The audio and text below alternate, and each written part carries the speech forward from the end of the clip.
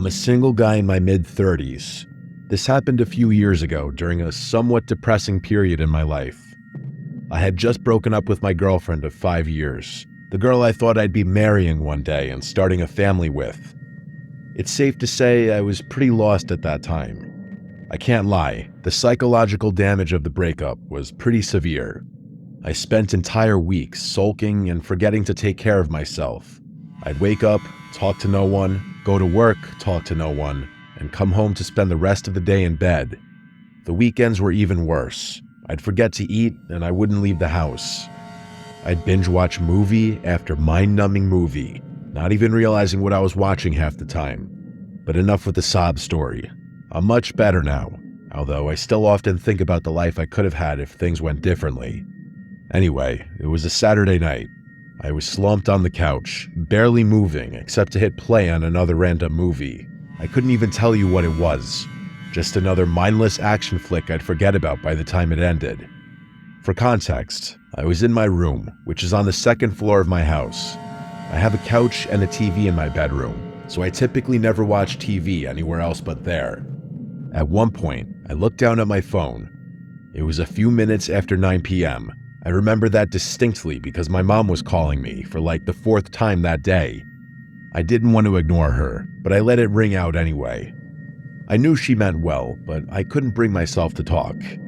I didn't want to hear the usual questions about whether I'd eaten or gone outside. Eventually, I got tired of whatever was playing and backed out to the menu. I wasn't really in the mood for anything, but I clicked on some random horror movie I'd never heard of. It was one of those generic ones with a grainy thumbnail. I figured I'd half watch it until I fell asleep. About 20 minutes in, I realized the movie was even worse than I expected. The audio was a mess. Every time someone talked, I had to turn the volume way up just to catch a word or two. And then the next sound effect would blast through the speakers and damn near rupture my eardrums. For whatever reason though, I kept the movie on. I think it was just because I was too lazy to change it again. At some point, I started noticing this weird sound effect in the movie. It was this sharp, metallic clang, kind of like a pipe hitting concrete. It didn't match anything that was happening on the screen. No one was holding metal, and no one was in a warehouse or anything like that, and it wasn't timed with the scares either. It would just show up every minute or so, like the director had accidentally looped it or something. Same exact sound, same volume, and same pitch. It was almost too consistent to be a coherent sound design choice. That plus the fact that the rest of the audio was mixed so poorly made me question how the movie had even made it to streaming platforms. The poor quality of the movie actually made it harder to turn off, partly because I was enjoying criticizing it, but also partly because I needed to see how something so terrible would play out. About halfway through, I got up to use the bathroom, and for whatever reason, I actually paused the movie instead of not caring enough about what was going on. When I got back and sat down, I grabbed the remote and hovered over the play button, but right as I was about to press it, I heard that sound again. That same sharp metallic clang, except this time, the movie was paused. I froze for a second, just staring at the screen. No audio, no movement. The sound had been clear as day, and it had come from somewhere inside the house. That's when it clicked. It had never been part of the movie. I stayed completely still, trying to make sure I hadn't imagined it. I watched the paused screen and just listened, hoping my mind had just been playing a trick on me. But then, about 45 seconds later, there it was again. The exact same clang. I didn't waste another second. I immediately jumped up, grabbed a knife from my desk, and started moving room to room, frantically checking every place someone could possibly be hiding. Every room in the house was clear though. There was no one. In fact, there were no signs that anything was out of place either. But as I walked back up the stairs with my heart still pounding, I heard the clang again. It wasn't as loud this time, meaning it must have been coming from my room, where I had been watching the movie. But I had been sitting there the whole time, so that didn't make any sense. That's when it hit me. I had a few windows open. It was spring, and the weather had finally started warming up, so I'd gotten into the habit of cracking them in the evenings to let some air in. I started thinking maybe the sound wasn't coming from inside the house at all. maybe it had been coming from right outside the house this whole time. I don't know why, but that thought scared me even more. I went over to the window and pushed the curtain aside just enough to get a look at the backyard, and there it was. One of the deck chairs was sitting out in the middle of the lawn, maybe 20 feet from the house, and standing next to the chair was a kid, a young kid. I couldn't really make out any of his facial features given that it was so dark out, but the silhouette was way too small to be an adult. It was 100% a little kid. He was holding what looked like a PVC pipe, which explained the noise I had been hearing. He must have seen me, because as soon as I looked out the window, he smacked the pipe against the chair. I instantly stepped away from the window and felt my body start filling with fear. I know it sounds silly that I was afraid of something like that, but I couldn't fathom what that kid was doing outside my house. Did he have some kind of mental disorder? It didn't make sense. And then I thought about the fact that he must have been standing out there for nearly an hour, which freaked me out even more. I tried to slow my breathing and think rationally. Maybe the kid was lost. Maybe he had wandered off from a nearby house and didn't know how to get back. I told myself I couldn't just stand there and do nothing. So I went down the stairs and made my way through the house toward the back door, trying to keep calm. I even turned on the porch light, thinking it might help the kid feel less spooked, or at least give me a better look at him. As I was turning the doorknob, I froze. Something about it felt wrong, like I was walking into some kind of trap. If that kid were really lost, wouldn't he ring my doorbell or call out to me through my window? And even if he were too scared to, and ultimately decided that banging a pipe against one of my chairs was the best option, would he really stick to that strategy after a whole hour? It was insane. Something in my gut told me not to go outside, so I slowly backed away from the door. I crept over to a small window just left of the door, one that overlooked the porch and part of the backyard. I kept the light off behind me and slowly tilted the blind with 2 fingers, just enough to see through without drawing attention, and there they were. There were 2 men wearing all black, crouching below my back door, as if ready to ambush me the second I opened it. I must have stared too long, because one of the men suddenly turned his head and locked eyes with me through the glass. I dropped the blinds and instantly dialed 911. I was halfway up the stairs when I heard banging on the back door. Those guys were trying to break in. I sprinted to my bathroom and locked the door. By that point, I was having a full-on panic attack. I felt like I couldn't move. I was struggling to breathe, honestly. Shortly after I got to the bathroom, I heard a crash from downstairs, followed by the sound of footsteps walking around below me. Those people were in my house. I heard a set of footsteps walking up the stairs, and I held my breath as they made their way down the hall. I saw the bathroom doorknob turn ever so slightly, followed by a loud bang, like they were trying to kick the door down. That made me lose it. I yelled at the top of my lungs that the police were on their way, and the person on the other side of the door instantly ran back down the stairs. A few seconds later, I heard one of the doors slam, then silence. The police arrived shortly after that, and I told them everything. There wasn't much they could do. I didn't have any cameras, and I wasn't even able to give them any valuable information. The one thing that made them take things a little more seriously was the fact that there was a child involved. According to the police, that kind of involvement suggested whoever these guys were, they weren't just impulsive criminals. They were willing to go way further, and that was the scariest part for me too. I don't like thinking about the poor kid's involvement in the whole thing. Every explanation I came up with is equally sickening. The police told me I was likely the target of a random attack, but the whole scheme was just way too elaborate, in my opinion. Nothing has happened since, though, and I've since moved on with my life. I just really hope that kid is somehow safe, even though I know the odds are slim.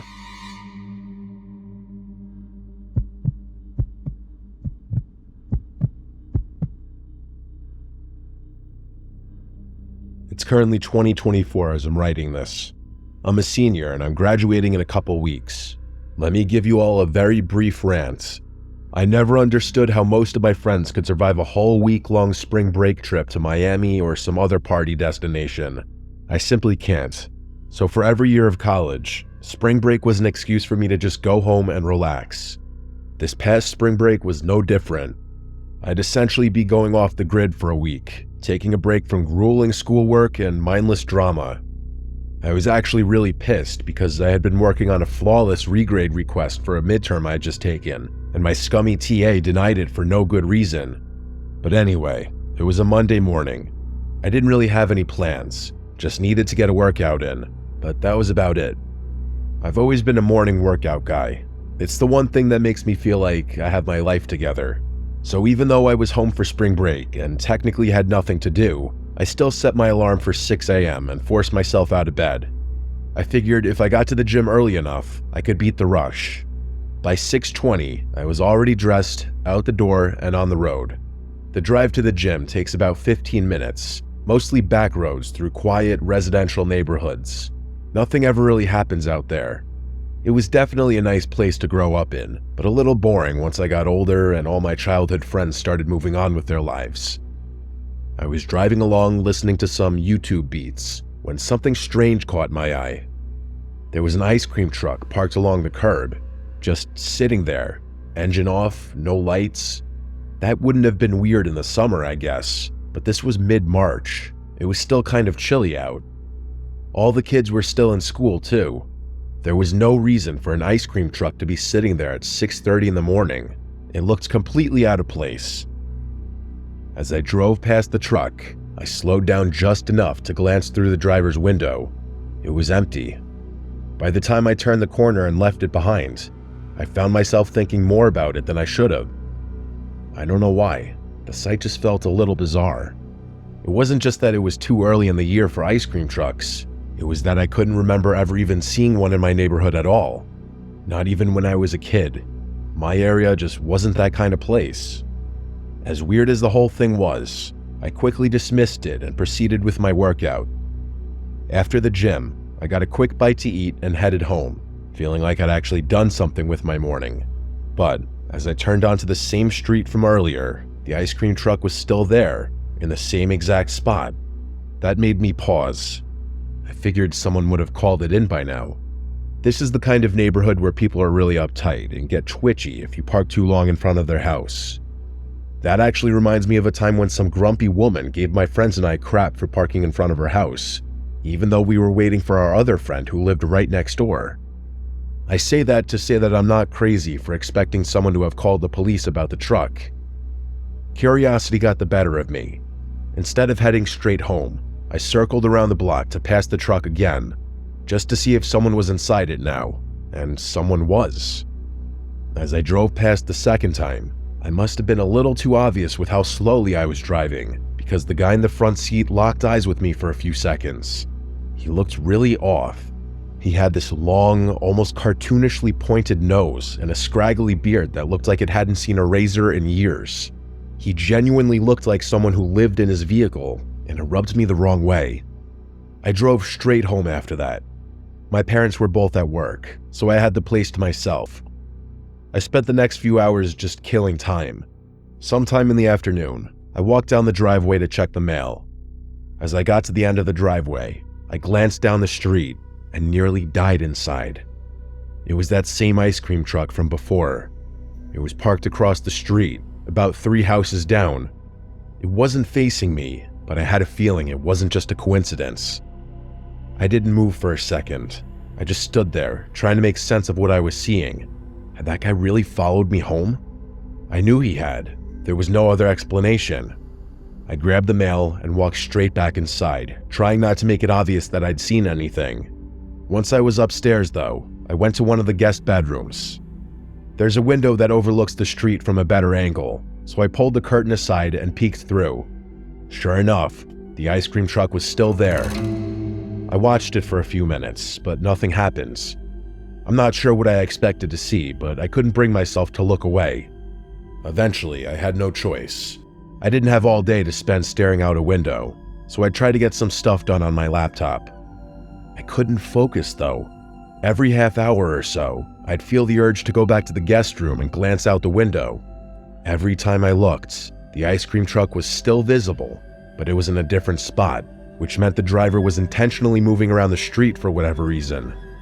I didn't know whether it was a good idea to call the police or not. I wasn't sure what I'd even say, given that nothing had actually happened. Even now, I wish that I had just done what any normal person would have done and either called the police or tried to ignore the truck, but I was too curious. My older brother is really into bird watching, so I started digging around his room for a set of binoculars I knew was in there somewhere. Eventually, I found them and returned to the guest room. I pulled the curtains aside and looked at the truck through the binoculars. I was not prepared for what I was about to see. Through the driver's side window, I could see that man from earlier, only he wasn't just sitting there. He was looking back at me with a pair of his own binoculars. As soon as he saw me looking, he instantly dropped the binoculars, started the truck, and drove off. I was horrified. That guy had been spying on me and my house for the better part of 3 hours after literally stalking me home. That's when I finally called the police. I didn't even know what I was expecting from it. I just didn't know what else to do. I told them that this ice cream truck had been circling my neighborhood all day, that I'd seen a man inside watching my house through binoculars, and that he drove off the second I looked back. The dispatcher was calm and told me they'd send someone to patrol the area and keep an eye out. She told me it should be relatively easy to spot an ice cream truck given how distinctive they were. Then she hung up.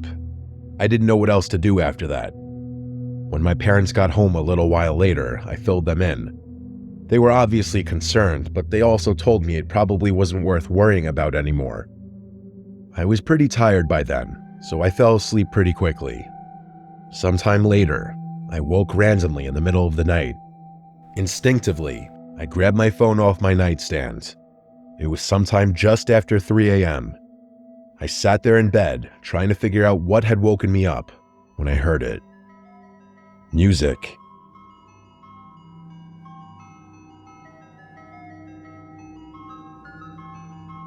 It was very faint, almost too faint to notice at first. I kept listening, and panic started building inside me when I realized what kind of music it was. The jingle of an ice cream truck. Before I could do anything, something clicked softly against the glass of my bedroom window. I instantly connected the dots. Someone was throwing rocks at my window. That had to be what had woken me up. The music was way too quiet on its own. I sat frozen for a while, staring at the wall across from me.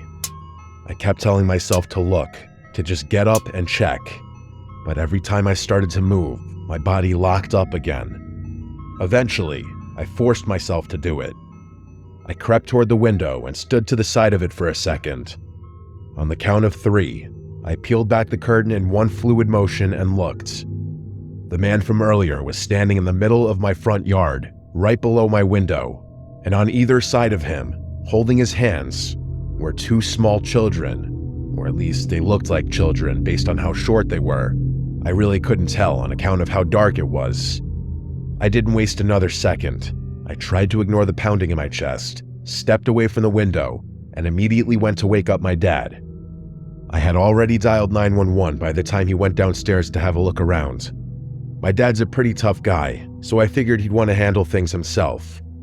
Unfortunately, that man had somehow slipped away in the few minutes it took us to get outside. The police arrived a while later.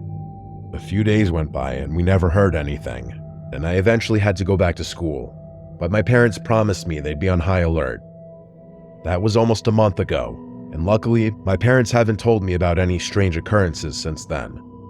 The reason I'm writing this now, though, is because my mom called me a few days ago. Apparently, there was a missing persons case that had just gone public in our hometown. 2 6-year-old twins, a boy and a girl, had vanished from a neighborhood about 30 minutes from where we lived. The moment she said it, my mind went straight back to that night, to those 2 small figures standing on either side of the man in my front yard. The whole thing honestly makes me sick. Why would that guy sit in my house for hours and throw rocks at my windows in the middle of the night? And why even go to those lengths if he was involved in something as serious as a kidnapping? Maybe he was worried that I had somehow caught on to what he was doing, but if he had really taken those kids, wouldn't attention be the last thing he'd want? And then there's the kids themselves. I wonder if they were already with him when I first saw the truck that morning, or were they somewhere else? I really can't stop thinking about it. The only explanation I can come up with is the type of person who'd kidnap a child doesn't think like normal people do, which is why that man would risk getting caught just to freak me out. My mom followed up with the police to try and shed some light on the case and our possible connection to it. If anything ever happens, I will send an update.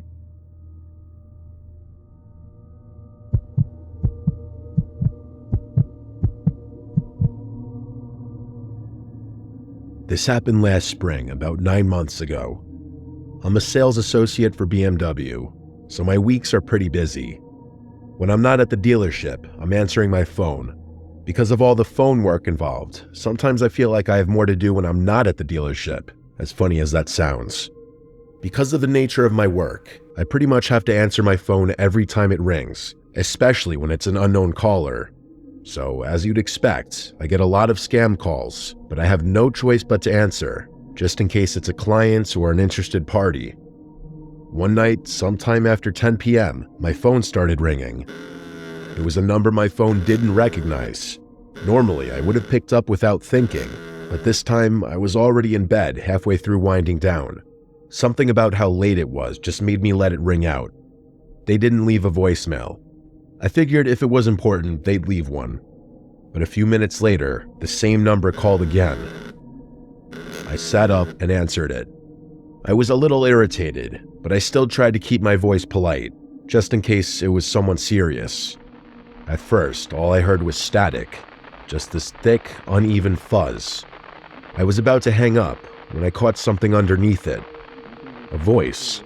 I held the phone closer and listened. It was my voice. I was 100% sure of it. That actually made me freeze up a little bit. After a few seconds, I realized it was more than just a recording of my voice. It was a conversation I'd had earlier that day with a client. Just standard stuff, pricing, availability, setting up a test drive. Nothing sensitive, but it was definitely real. It was definitely my voice. I still don't know if it was the right decision, but I instantly hung up the phone.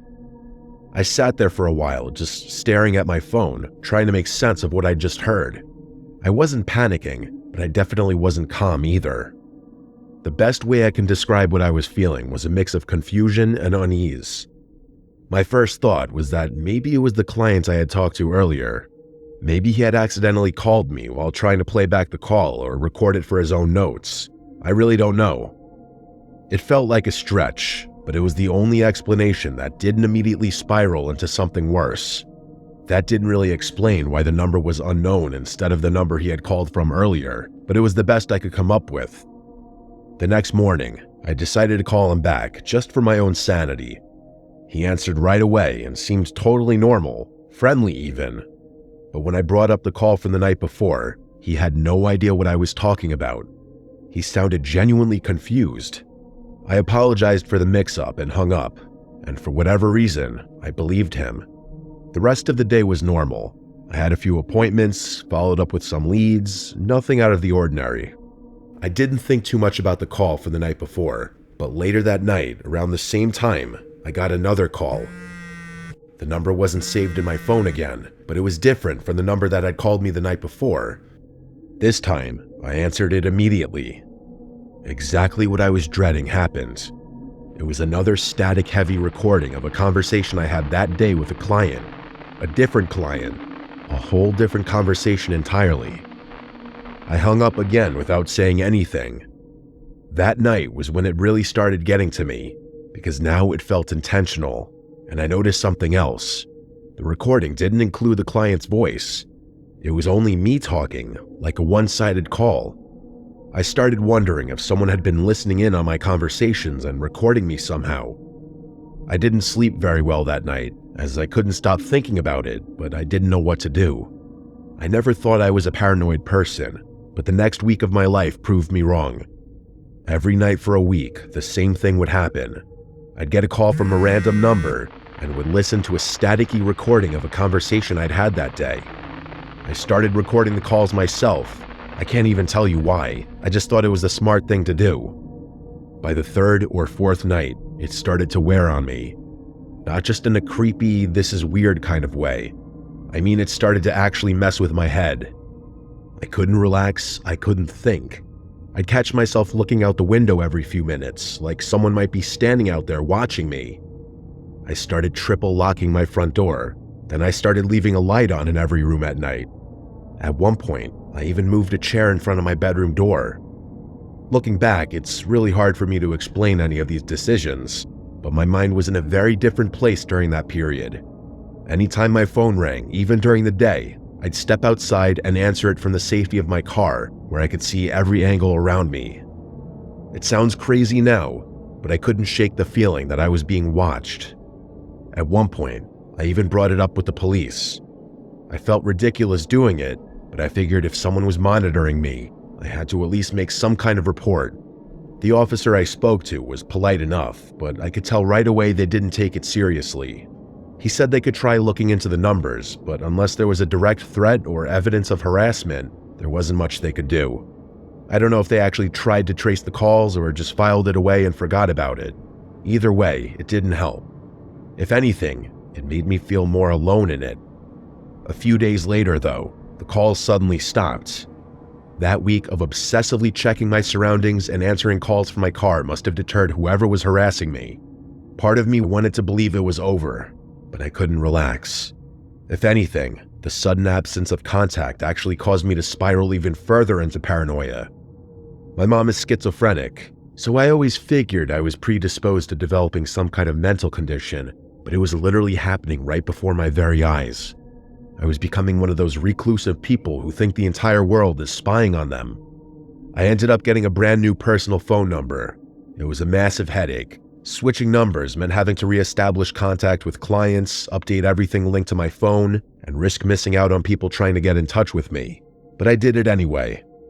I couldn't shake the feeling that my old number had been compromised somehow. After a few more days of radio silence, the thing I was dreading happened. One night after work, I got another call. It was exactly like the ones before it. I kept my cool, and instead of remaining silent and hanging up, I actually spoke. I said something along the lines of, "I don't know who you are or why you're doing this, but if it's money you want, I've got it." I went on to say that I'd happily pay to be left alone. I gave the person my address and said I'd be willing to meet. And then, for the first time, there was an actual voice on the other end. It sounded like they were using a voice changer. And all they said was, 11 o'clock, before hanging up. I know what you're thinking. Why the hell would I volunteer my address like that? Honestly, I can't answer that question. I was acting irrationally, I know that, but it's impossible for me to explain exactly how my mind was working during that time, so I'm not even gonna bother. The next 4 days were the most traumatic and stressful moments of my life. I'm not sure how much I can even type out without getting too graphic, but here goes. I have a handgun in my house for personal safety. I grabbed it from my room, loaded it, and sat at my kitchen table and waited.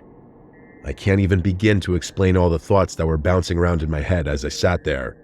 I contemplated a lot of things in those 4 hours. I'd go as far as to say that had it not been for sheer chance, I might not be typing this out right now. Just thinking about that night gives me a sickening feeling. 11 p.m. came and went, and no one showed up. There's no telling what I would have done had they actually showed up. I ended up sleeping at the kitchen table with the gun in my hand. It was by far the worst night of my life, but thankfully, that was the end of it. I never got another mysterious call again, but that didn't change the fact that that person had done irreparable damage to my mental state. It took me a lot of therapy and time off work to recover fully, and I still get chills thinking about how easily I was almost driven to complete madness. I will never have an explanation for what happened to me. I have no idea how that person recorded my conversations or who they even were. I have no idea why they harassed me or why they stopped for that matter. I've since moved out of that house, but there's not much I can do beyond that. If anything, this experience has made me a lot more fearful of the future. I can't help but think that I'm destined to end up just like my mom. Hopefully getting this out there will help me heal in some way.